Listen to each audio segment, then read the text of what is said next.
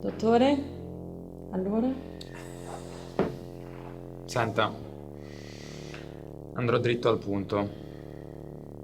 In questo percorso psicologico che sto facendo con suo figlio è venuto fuori che qualcosa c'è. Oddio, ma sta bene? Non voglio girarci tanto attorno. Gli ho trovato un sogno. No! Temo di sì. È ancora piccolo, ma non va preso sotto gamba. Mi dispiace. Ma è un bambino, com'è possibile? Non è raro che succeda così presto. Magari ha letto qualcosa, ha visto qualcosa in TV o magari in una conversazione con gli amichetti. In famiglia avete casi di sognatori? Mio fratello è un attore di teatro. Dice che è quello? Al momento non possiamo escludere niente. Certo che uno zio attore. E adesso? E adesso possono succedere due cose. Nell'80% dei casi, quando lo prendiamo così presto, il sogno tende ad atrofizzarsi e morire. Però c'è un 20% di possibilità di degenerazione. È solo un piccolo sogno. Adesso è piccolo, ma il sogno può crescere, autoalimentarsi e degenerare durante la crescita. E in quel caso i rischi sono molto concreti.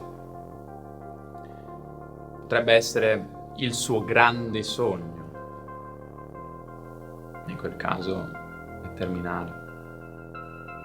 Lo so, è difficile, ma è importante che lei sappia.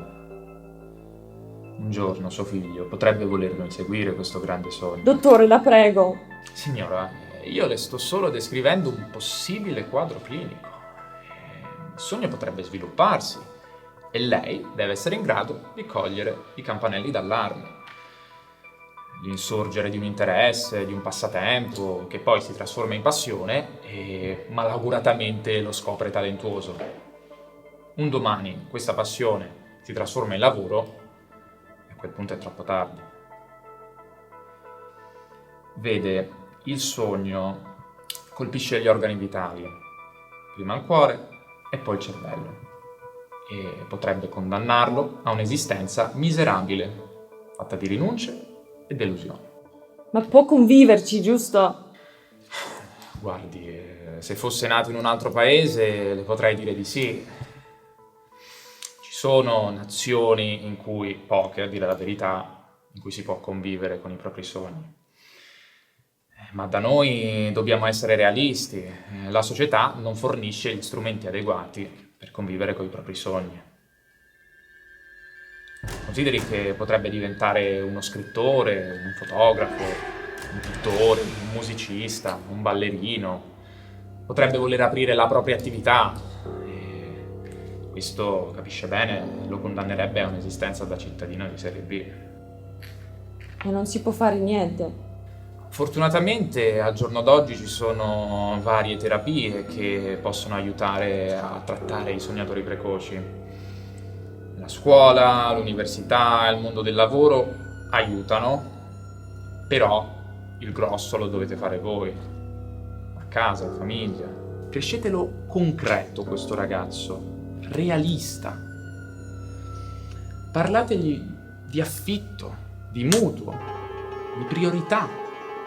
Usate voi stessi come esempio. Educatelo alla sensatezza, al piacere della rinuncia, al senso del dovere. Sminuite le sue ambizioni.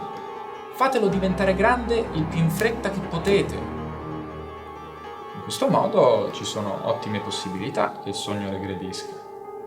E se mi diventa fumettista? Signora, non è il caso adesso di pensare subito allo scenario più drammatico. Dottore. E se fosse... Voglio dire, se trovasse il modo di essere felice anche così... Signora, non lo dica neanche per scherzo. In questo paese di sogno si muore.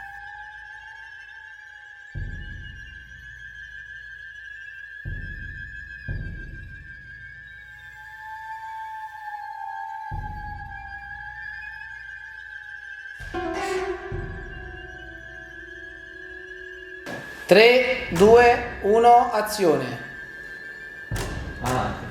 Devo dire avanti. Ok.